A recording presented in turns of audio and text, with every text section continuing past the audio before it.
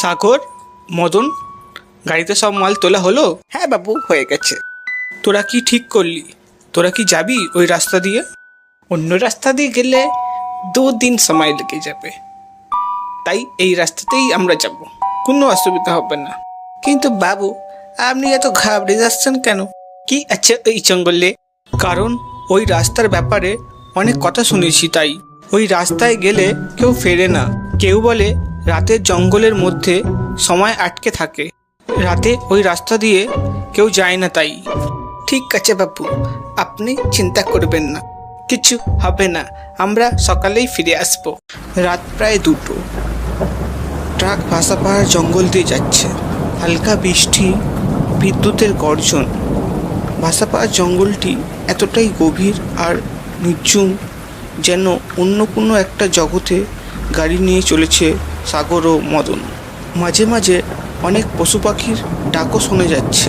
হঠাৎ রাস্তার ধারে একটা চায়ের দোকান দেখে অবাক হলো সাগর ও মদন।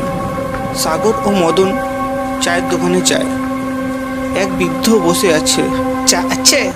সবই পাওয়া যায়, কিন্তু তোমরা এই রাস্তায় এখন তোমরা জানো না এই রাস্তাটা কতটা ভয়ঙ্কর।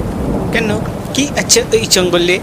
ভয়, ভুল সব একসাথেই আছে। হঠাৎ বৃদ্ধ অদৃশ্য হয়ে গেল। দোকান ফাঁকা। সাগর আর মদন ভয় পেয়ে ওইখান থেকে পালিয়ে গেল।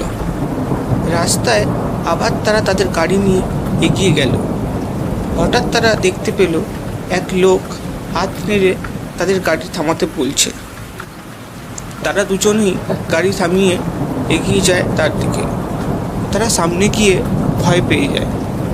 ওই চায়ের দোকানের বৃদ্ধ কিন্তু এক অন্য রূপে এসে দাঁড়িয়েছে তাদের সামনে।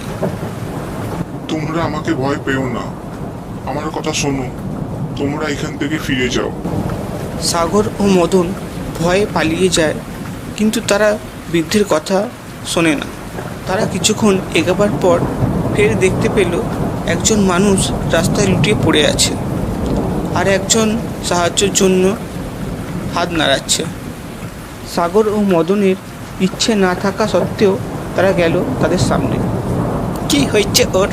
আর এত রাত্রে তোমরা কি করছো এখানে?